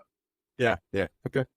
But God, when they're driving, dude, it's the best ever. Like when Corey's in the Jeep and kind of like fighting back a little bit, but when you see the creature come up, grab the car, start shaking it. Again, at this point, I'm really not thinking. No, of course not. Of course. Like I wrote down like just going back through my notes, like, all right, Sean was looking at this security hat guy. Maybe he could be the Rhino, but that's the only thing I had.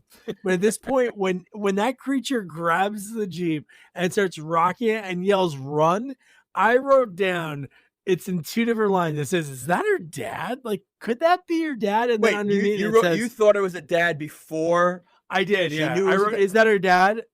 Oh my gosh. Could that be her dad? And then underneath it says, then she says, "Dad?" That's amazing. That's crazy. It's 100% crazy because again, we discussed this. How is he an alien? Like that? Because again, then that goes to the question: is he an alien pretending to be her dad, like like as human form, or is he human like Because he has to be the same as everybody else, right? Because he's not turning into a Guyver; he's turning into a monster. An animal monster like the other ones. So they're all in the same family somehow, of alien species or human species that got attacked. I'm assuming they're aliens first because there's a spaceship there.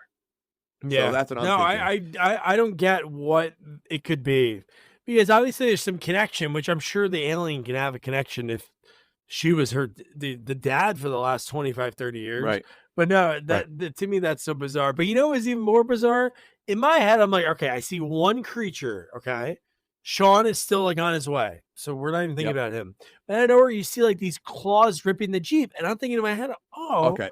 the dad's ripping the Jeep. And then they show the dad like far off. And I'm like, what's ripping the Jeep? And then we see them pop out of the Jeep. I'm like, oh my God. It was wild.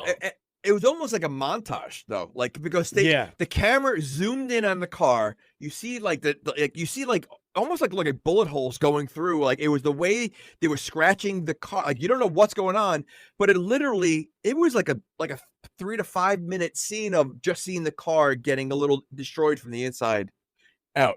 And it was just And that Jeep, man, it must have been carrying jet fuel because when they flipped over, it exploded. It slow-moed down, and then when it landed, it was the biggest explosion ever. Oh. It was so big, and I love that her dad got thrown off into it, and then the creatures were jumping off the top rope right after that, man. Oh, absolutely ridiculous, man. So having the fact that Sean, and again, this happens in every single movie, he just runs out the first Jeep he could find, and the keys are right there. Always. No one carries keys with them. Like every key is hit. I can honestly say I've never put my keys in my up top. So like, but every movie. Who would ever do that? It was like no. I can understand if it was like, hey, I'm going to the beach, and I still wouldn't understand it. But it's like I'm going to the beach. I'm going somewhere. I have no pockets. It happens telling me people every movie. It makes all the time. Or under the mat. Yeah, I know. I get it. So how does Sean know where to go when they start going after, Corey? I hope the Guyver's not helping him then, because that's not fair if the Guyver only lets him get knocked out, but then gives him GPS capabilities. I hope not. Well, again, he knew where to go. Well, he didn't, because it seemed like he was like miles away from her when he goes on top of the mountain and yells. Oh, yeah. Oh, my God, dude. Like, yeah. But somehow they can hear each other. It's so ridiculous. And then when he jumps off, and then he switches, and then he has like another jump, and then he's right there. Yeah. Not that far away. They made it look dramatic, like he's going to try to jump to the next mountain, because he took a step back, he ran backwards and then ran forward like he's going to make this leap. No, he was just turning it to Guyver, and he landed perfectly. Like it wasn't that dramatic. Like he could have just jumped off, but he had to do a big swan dive, to make it look more dramatic.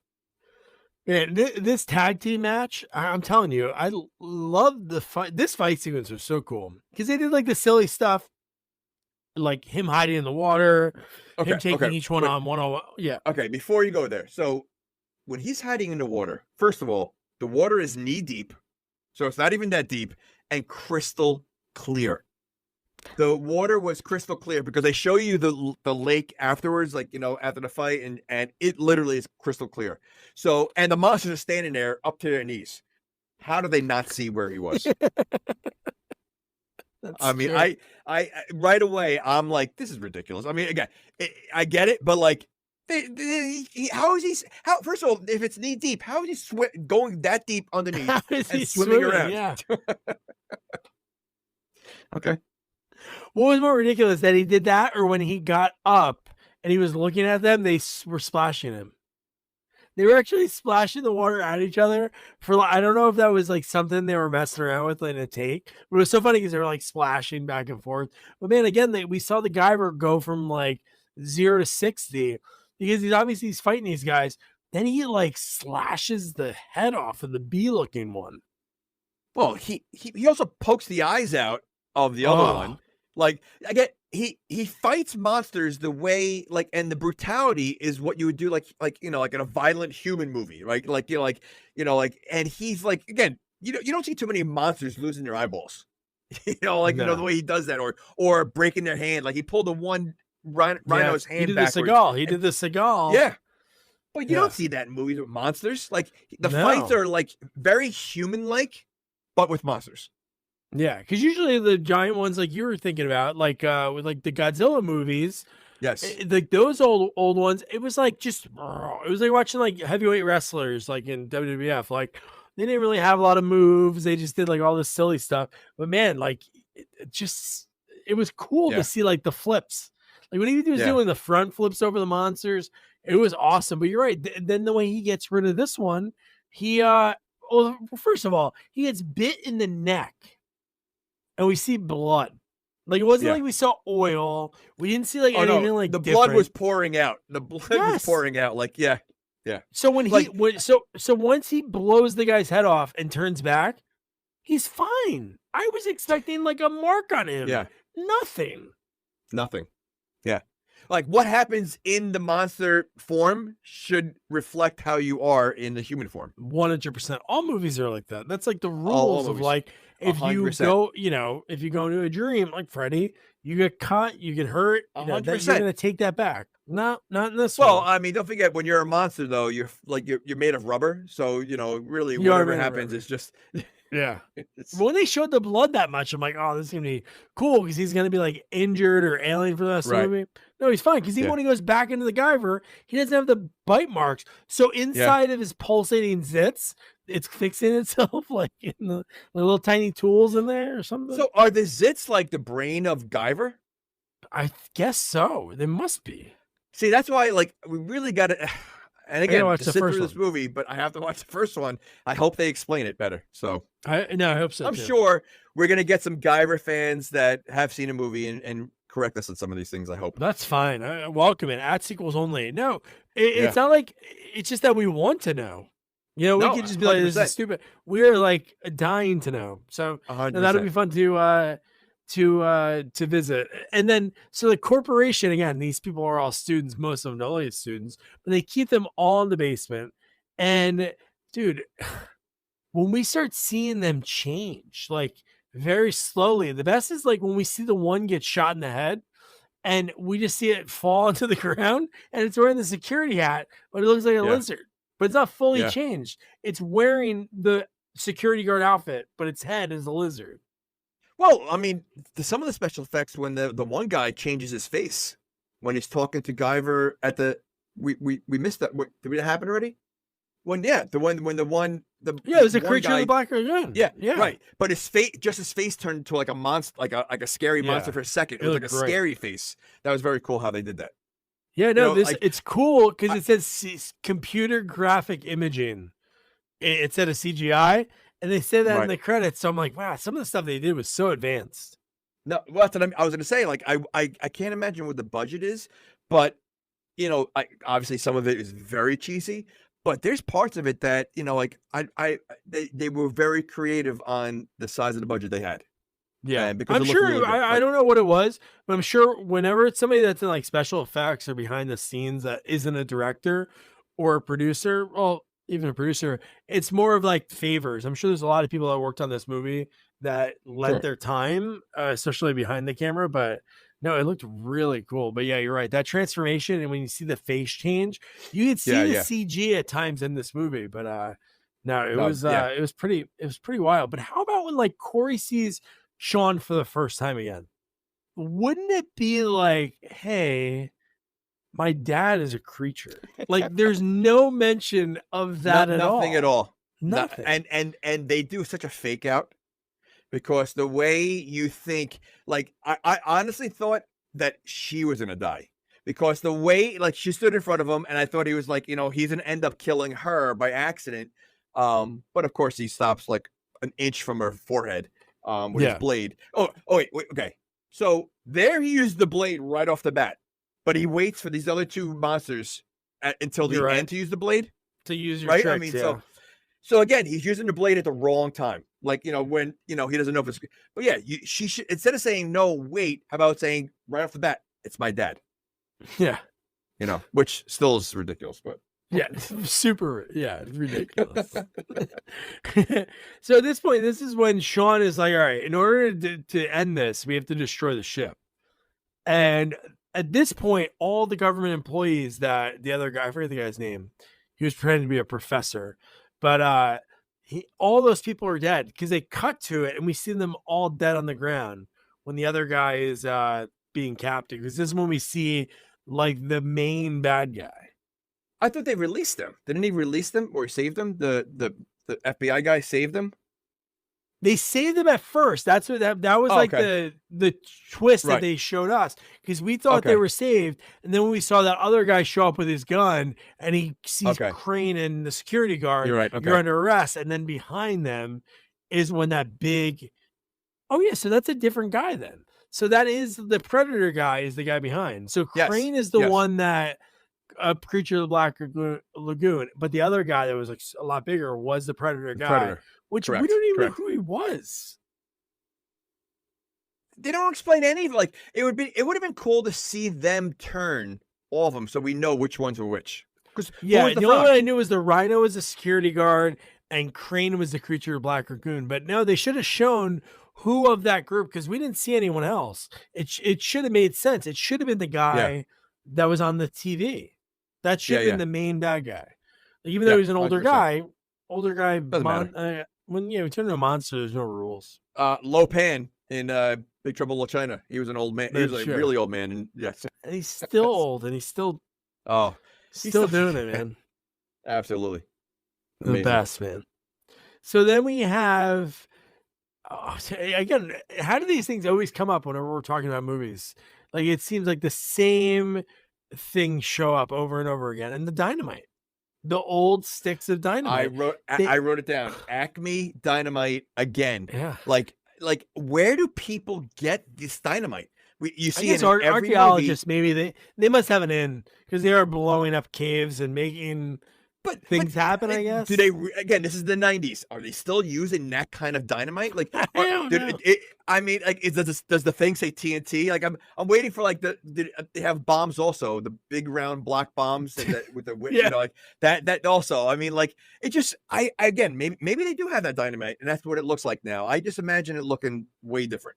They ordered from like the Spy vs. Spy catalog, like those bombs.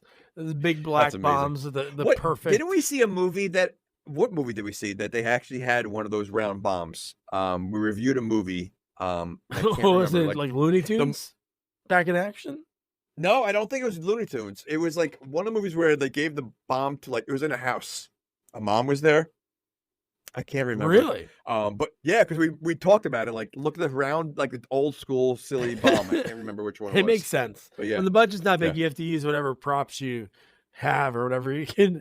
Whatever you bowling ball and just put like a rope on the end of it. Oh my gosh, yeah, that would work. But God, man. So yeah, the Acme Dynamite again. They're putting that together because they need to destroy the ship. Again, he's Guyver.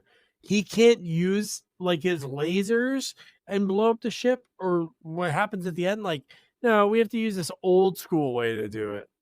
How about the fact that maybe stay in the Guyver costume the rest of the movie until everybody is cleared? Like, why does he have to keep changing back to Sean? There's no reason to go back to Sean. Is there a time limit on the Guyver? Like, all right, you only have 10 minutes left. You know, use it at the right, you know, and he has to keep, you know, before it recharges. I would love that. I would be totally fine with that. Because that'd be a really cool thing in a movie. I love that whenever the person, like, and the Teen Wolf.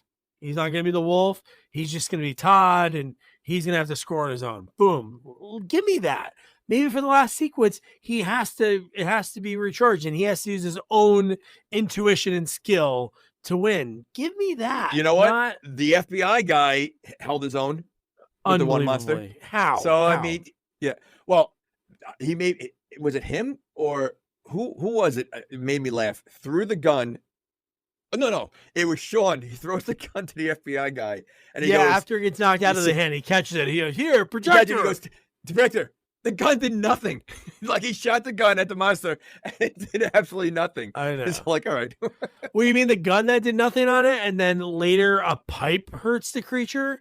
So a bullet can't pierce the cat-like creature, but a pipe is going to make it like... Well, the pipe is understandable. The pipe is understandable because it got sprayed with fire extinguisher also, which hurt it. Oh, that's true. Oh, the fire extinguisher breaks down the gun layer on their body. Yeah, yes. Oh no, my gun protective layer. Oh my god. Well, listen, he survived. I mean, he took it on his own. So, well, yeah. No, he did. Okay. He did. Okay. But I do love that Corey, like, you know, the supportive, I guess, sort of, they're going steady at this point, maybe, when she's like, don't fight it, go. And then he goes. and he does like a little. He walks into the brain of the ship, which seems like what it's got to be, right? And he's talking to it. He's like kind of talking shit to the ship again. Why does he have to actually talk out loud? Again, that makes no sense. Like they easily could have done like, you know, in his head, hearing it, you know, like again, like almost the voice that the Guyver uses, like should have been like the way it was communicating. Well, we never found out as an audience who would want it, right? Because I thought it was going to be Corey. Because remember when the thing came out and he's like, oh, I'm not the one you want. But we never find out who it wanted. We never found that out. Because I thought it was going to be her. Yeah, well, you know what? That would make sense, again, because the father is an alien. So maybe that's like, that would have had a connection for Corey. Yeah, they didn't explain who. It's so stupid. Yeah. And how about the weird laser thing? Oh, my gosh. Dude, at first, what were you thinking? I thought in my head, oh, he's going to somehow defeat the other thing. That's all I could think about. And then when it was like, it like went for like a minute. And then it was like he was able to access the computer and see everything. Because that's when he was able to see like the caveman in a jar and all the other aliens in a jar. But that part was so confusing though. Like, I wasn't sure what we were looking at. Like, I mean, I'm assuming that was the past, you know, but that why are they showing that was him current. The past? That was right now. That was current? Yeah, because we saw later before they were going to start launching, we saw that same ship that we saw in that sequence. Oh, I thought that was the past, and they kind of showing you how, like, what's going on with the alien race and how it started and what they're doing, and you know. But why do they have a caveman? Oh, why do they have a caveman? Then why do we have that creepy fireside ritual? Oh. Again, so but like it's confusing. Like I don't know what. Like I thought that was supposed to be like a caveman kind of thing. But if so the caveman and the egg, does that mean one of the aliens turns into a caveman monster? I would like to see. I would like to see that. That would be good, especially that type of caveman. Oh, 100%. Who kind of like Joe Friday from Dragnet. I was gonna say it looked like the caveman for the commercials. Oh, like, yeah. Like, you know, like it's like a typical like cartoon drawing of what a caveman looked like back in the day. Yeah. But it was like a drug trip because it was like fading out and then it was going back in. And then that's when we saw all the egg ships starting to go towards Earth. But then you also saw monkey monsters. Yeah, we saw a monkey monster. Yeah, too. Like they were the monkey. They were chanting like Native Americans doing like a fire, ritual. Again, that's why I thought it was the past. Like I don't think that was. I think that was maybe past. Maybe it was like they were showing the past, the present, because we did see those ships start flying towards Earth. So I don't know. Yeah, but that might have. I think it was just maybe how they started. Because maybe how her dad showed up one day. Monkey men. That was just showing you the who knows. You know what? Might have to like do a little research on that one, and maybe there's a wiki out there explaining this. But it was just so bizarre. And then at this same point, again, Corey's alone doing the dynamite and setting the charges because that's what he told her to keep doing. And then she gets grabbed she gets seen, and I love that cut because it was like, get her. And then we see those guys, not guys anymore. They turn into the creatures because the one meets her in the hallway and stops her. And I'm like, wow, this is awesome. I just thought of that. Why would he leave Corey alone? Like, he's not good at what he does. These guys, he's not, because knowing that, well, first of all, he probably doesn't even care about her. Like he's focused on one thing, because clearly he had many times that he could have hooked up with her. But these monsters are still around. Why are you leaving her alone? And you're letting her play with dynamite. Like to me, someone that's never touched dynamite should never touch dynamite. Yeah. And she's setting it up. Like, so you're going to trust someone who's never used dynamite to blow up the most important thing that you need to do is blow up the ship, and you're trusting in someone who's never used dynamite, who's hooking the wires up to everything. Like that's a professional. A professional should be doing that, not someone that's never seen it before. I hope her kooky dad. I could see him doing dynamite lessons when she was really young. Maybe. And showing how to do the glasses, the glasses look at it, but it was just so bizarre. But man, I love when the guy Crane is like, "Go get him," I can hear him in there, and I love the two. I love that in movies. It's my favorite, even though it's like so like corny when bad guys go into like a hallway and then I know they get thrown back in. That was the best, dude. Well, some of the fights, like moves in this, were so silly. Like there was a Liu Kang move at one point. I think it was was it a Guyver? Yeah, Guyver was kicking the guy against the wall. Yeah. And he does a Liu Kang, but then I think the monster does a move where he's walking on his hands, like towards the Guyver. The Rhino does the hand crawl and then hits Guyver into the wall. Yeah, but what was the point of that? Like, why are you walking on your hands? It's so stupid. That was like the super speed. It just became like the fighting. Like I mean, again, as cool as it was, it just became like a free for all. Like it was just silly stuff. Like how many silly moves can we do? You know, I mean, again, seeing him running on his like hands because he was going fast, it made no sense whatsoever. No, none at all. And I love when he goes. So Guyver shows up and Crane grabs Corey and he like turns into his creature and he's like, retract the armor or I'll tear her apart. And then in seconds, the dad, it was almost like they obviously, I think at this point know that the dad's a creature, but he turns in no time, takes the guy out, tackles him. And then, like you said, this is like a 100% free fall at this point. Yep. God, dude, the government guy, I know you mentioned the gun catch, and then when he shoots the girl, the boobed Angela from Who's the Boss, when she turns into like this Silver Surfer like creature thing, like I don't even know what she is, but she makes it like a laughing sound when the bullets don't work. But like you said, when he fire extinguishes her, that like evens the playing field because a pipe like hurts her leg. Like was she blinded by that? Like was she blinded by that? Like it just, and the way she was chasing him, the camera view was ridiculous. It was very silly, like that whole hallway. Yeah. But the end of that scene I thought was awesome. The fact that this guy's a government employee. Yeah. No. Go ahead. I think we're gonna get to it. Go ahead. Yeah. No, the fact that he sees after he like hits her fire extinguishers, notices that it says like danger. Okay. There's no protection around that thing, that it's that live. The bolts are that never. Like again, the other movie, it was unlocked. Like this is in a cave where you have all these young students or whatever, like working out there. You don't like, first of all, is it always on like that? Like the high voltage, you know, where you basically touch it, you're dead.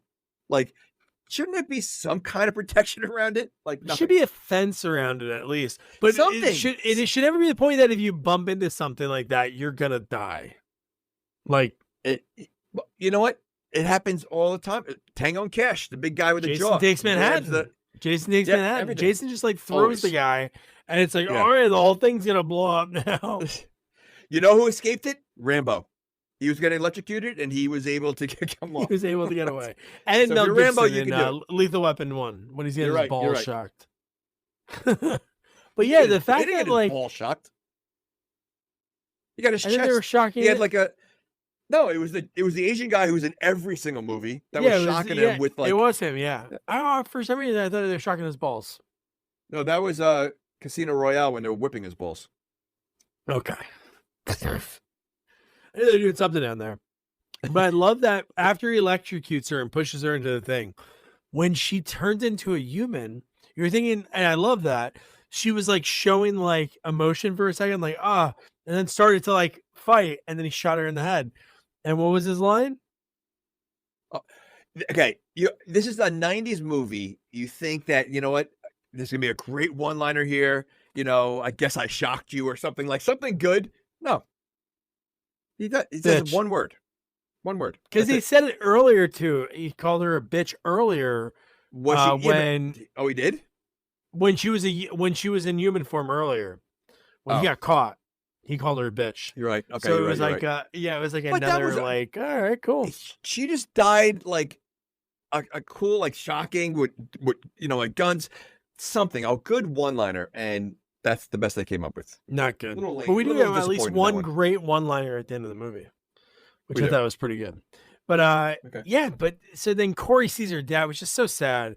Like she finds out within like the last few hours that her dad's like a creature. and then she sees him get like spiked bad with Well, the guy's grabbing like rebar. Well, he says the worst thing you could say in a movie, and it happens every single time, like, over my dead body. Okay. And like, something like that he said, and it's Over always my- the yeah. kiss of death. Something like, Yep. like, and anytime you see, and someone says that in a movie, okay. And they did. Like, so like, if he didn't say that, he probably would be alive. He'd still be alive. And I think he ends up being alive because there's like, oh, he's losing out of blood. We got to get him out of here. There was like a weird line that she said.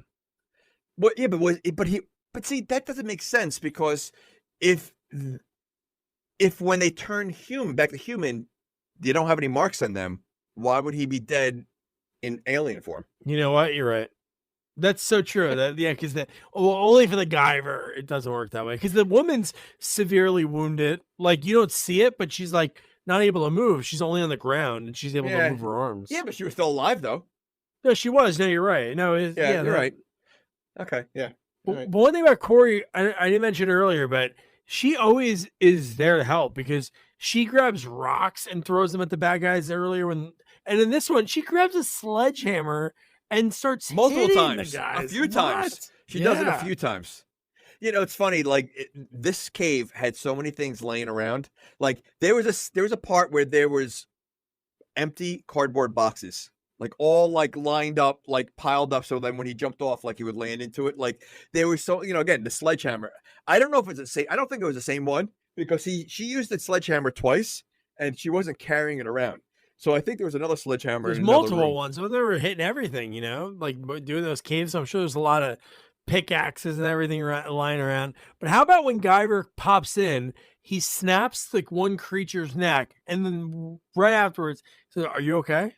Like right after the neck snap, he's like doing a quick pulse check. Are you okay? Is everything good? Well, you know what? That's what's pretty cool, I guess, about the Guyver is that the deaths that he gives out are all like human type deaths. Yeah. You don't see monsters breaking their neck, or throat slashed or like, and every kill he does is like a human type kill. Yeah, agreed. So one thing, because of time constraints, I watched the end of the movie, like the last 20 minutes on 1.75, and I'm serious. I recommend it. Like if anybody hasn't seen this movie, you got to watch it. It's free on YouTube. But if you watch the end fights, because the music fits too in a faster pace, and just the fight itself, it was so badass. Like no, the music is great. Great. It was, and the music is 100%. Like it's got that tone of exactly what the movie looks like is exactly the type of music you would expect to hear. Yeah. And it goes so well. Like it really goes well. And yes, the fight scene was awesome. Again, hand-to-hand combat in the beginning of the fight. Both blades come out at the same exact time. I mean, again, dude, super blades on the one that used the Guyver suit. Oh my God. Ridiculous. Dude. Like, but again, why were why is he always waiting for the blades? Like, like that's something he should have done before, you see the other blades. Like it should have been separately, but then he's got this super thing that he has that he uses at the end. Like, what is that thing? Like the light? I don't know what that was. Because Corey sort of initiated that whole part. Because she came over, she shot right in the yes, in the microchip, I guess. I don't know. But it looked like something he could have done the whole time because all he did was open his chest. Yeah. So like, okay. I don't get it. And then he ripped it out and he did the one-liner because the whole fight, the bad guy was saying, "Your model's obsolete. Why don't you join us and upgrade?" It was like, all right, well. And then he ripped out the thing and says, "This model has been recalled," and ripped the thing out. And then you saw the thing start sort of melting in a way. It was weird. Yeah, like what was that about? Like, yeah, like yeah, no explanation. Obviously, it's a creature, but the outside was like metal and like Guyver. So I don't know why it was why it would be melting. Okay, yeah. Yeah, it doesn't make sense, but all right. But I really wish Corey I really thought in my head, I'm like, you know what? Is this the perfect for a movie like this? Everybody's giving it their all, like the cast, great special effects. The action's fun and the movie moves. So I was like, man, this is like perfect to throw in that perfect like cheese theater. She kisses the creature, but She didn't. They were like locking eyes, and I'm like, are they gonna quit kiss? And they didn't. Yeah. So now that we're near the end, I forgot, but like, does he still have Guyver in him? Did he get rid of the Guyver? No, I think he still has it. I don't think he can. Well, because he sends the ship home, nothing leaves his body because the government guy wants to keep all the weapons. Oh, this is great. Max, you know. But his the the world whole plot needs of the movie was him getting rid of the Guyver. He did. He found it was destiny. Okay, the fact that the daughter, the Corey, just lost her father. Oh, I totally forgot he did die. We're sitting there talking, yes. No, he did. And then I wrote down, he got a really nice rock burial. Could you imagine that? Upset? Like if they didn't have a sheet to wrap him in, they're just covering. Which part do you cover first? I can't look at his face. Let me put rocks on his face first. That's not cool, man. No, it's not. And then they ran out just in time for the explosion. Oh yeah.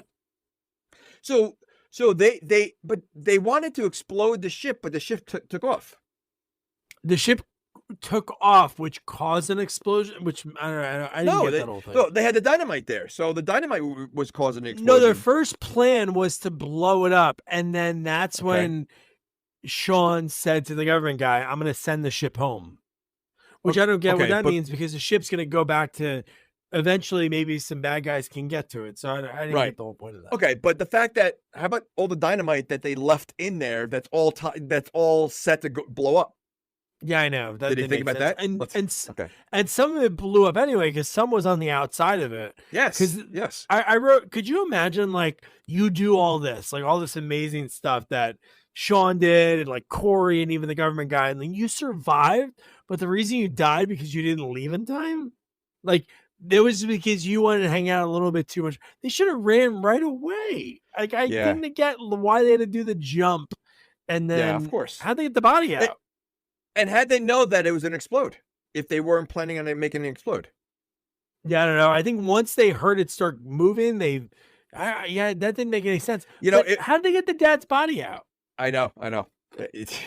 He died inside, didn't he? Yeah, he did. So they buried. They just put like a sentimental rock pile that was about his height. Yeah. How tall is your dad? Oh, he's about like 6'4". Okay, we'll do the rocks 6'4". And how long is that rock pile going to last? You know, like wind blows things around, like things are like it's not going to last. Eventually it's going to start like some rocks are going to crumble down, fall down, and his father's face is going to be hanging out. Yeah. You know. Okay. All right. And they leave the government guy. So there's no cell phones at this point, obviously. Well, there are cell phones, but not. I'm sure that guy has a cell phone because he was calling back to the office again. Through this whole time, we're talking about the guy that was like on the TV. We don't see him again. So the guy that's like the mastermind behind this whole thing, we don't even know who he is. Like, which to me is so silly. But yeah, they could have honestly they could have done this whole movie without ever showing him and make that one guy that was there the leader. And that's it. Like, there's no, because the fact that they never addressed that unless, you know, they were planning on making a third one and, you know, he's going to come back. But yeah, they didn't need to do that because there was no explanation. Yeah, no, 100%. But they leave the government guy and her dad just died. They drive down the road a little bit and they start making out. That's what I mean. Like there was within the same day, she finds out that her father's an alien and then her father dies. Yeah. No problem making out right away. God. That's a lot to take in one day. That is a lot even for him, like just thinking like, oh my God, I'm murdering all these creatures and bad guys. Ed, you don't have any questions? How is dad an alien? Like, you, again, like to me, like that's the most important thing. Like she should be saying to Sean, like, how is my father an alien? Did I miss something all my life? How did I not notice when he was, when I was younger? Shut up, babe. Let's go to make out point. Let's not worry about our dad that has tentacles for faces. No, I agree. It was just, it was like, again, so that was the end of the movie. So that's Guyver 2 Dark Hero. Jamie, you've been waffling on it the whole time, but would you recommend someone to check this movie out? All right. Uh, it's such a tough call. I'm going to say yes. Woo! Because it's such a bizarre movie. It's such a it's like to me. I wouldn't be surprised if it's considered a cult movie. I bet you there's a whole cult following that knows this movie. Oh, there is, yeah. It's got to be right. So listen, I love Big Trouble in Little China. You know what? I'm sure if I watch it now, it's got the cheese factor to it. There's silly creatures in there, whatever. I think it's the same kind of thing where it's so bizarre and so cheesy, yet it's like you have to watch it, because you just have to watch it. Like it's really hard. Yeah. It's one of those movies. Like most of the movies we review, I could easily say absolutely not, or yes, watch it. This one is like on the fence. It's like it's a tough call, but I would say you have to watch it. Unfortunately, though, if you watch it, you're probably going to want to watch the first one to get some answers. Yeah, maybe watch it in order and you'll be probably better off. But no, I agree. I think this is a movie that I would definitely recommend, especially for people that are like around our age group, because I feel like that really hits the people that watch the Godzilla movies that were on on basic cable, and then also you get the people that watch Power Rangers, because that to me this is like the perfect lead-in to Power Rangers, the way they were fighting, especially the way the Guyver looked. It looked like a Power Ranger in a way. Like they just, instead of having a metal suit, it was like, hey, let's pick colors so each one is designated to be. It also reminded me. So I don't know if you've seen a lot of the old Godzilla movies. So I remember as a kid there was a Godzilla movie with like a robot man who grew the size of Godzilla. Like he's sort of small. Yeah. And he reminded me. I'm trying to find a clip and I'll send it to you. And he reminded me of the Guyver. Like he looked very, if I remember correctly. So yeah, there was and so like seeing him the way he was fighting would be like, I think probably the way he would fight the monsters in Godzilla, because you always saw like a bounce on their rubber suits, in the Godzilla movies, so like it's such a, it's a cross between, you could see like that Japanese, influence on this movie of what the fighting scenes, the music, and just the costumes. So yeah. You'll never see another sequel that starts off with cocaine and Barbie dolls and then ends with a girl finding out her dad's an alien. And again, the beginning of the movie, I think every movie should have the title screen after 5 minutes of watching the movie. Oh yeah. And the way they did that, I've never seen that ever in a movie. And I thought it was very creative and it gets you grip. Like when I saw the first scene, I'm like, all right, I'm on board. Like, here it goes. Then again, it does slow down, but the fact that it just hits you right away, doesn't waste any time. That's what a movie should do. Yeah, that's a great title card. That's up there, man. We've covered some two good ones. I know obviously Critters 2 got right to the title card. And there was not a lot of there was a little bit, but not too much. But those are some good ones that we've covered. And so next up, man, this is the first time we're celebrating 420 in the right sense. And I'm not talking Earth Day. Because we did Harold and Kumar escape Guantanamo Bay. And next up, we're going to be covering How High 2, which there's good people in this movie. So I'm sure as it being a straight to DVD movie to a sequel of a movie that came out in like the late 90s of Method Man, Redman. So this one, I'm sure it's got to have some ties to the original, but it has DC Youngfly, who I love. He's hilarious. I think he's like today is like Chris Tucker in those movies. He plays those roles great. He was in I Got the Hook Up 2, which we covered a few years back.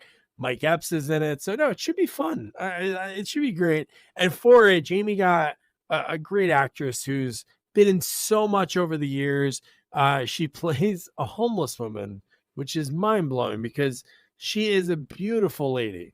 And she plays a homeless woman on Cobra Kai, her story about just landing that role is wild, showing up to the audition looking like that, not being able to go through her normal agent because her agent wouldn't let her go out for roles that she plays a homeless woman because she's a very well-to-do southern lady. Like her accent she's right out of like a movie. She's out of a movie. Like just she was a lot of fun. And it was cool because I mentioned How High 2 and she loved it because this is a movie she didn't have a large role in, But her role, she absolutely loved because people reach out to her and said how believable her scream is. So we'll have to find that out when we watch How High 2. So don't forget to review, rate, share our podcast. Follow us on all social media at Sequels Only. And don't forget to check our website, sequelsonly.com. Good night. Good night. Good night. Good night, guys.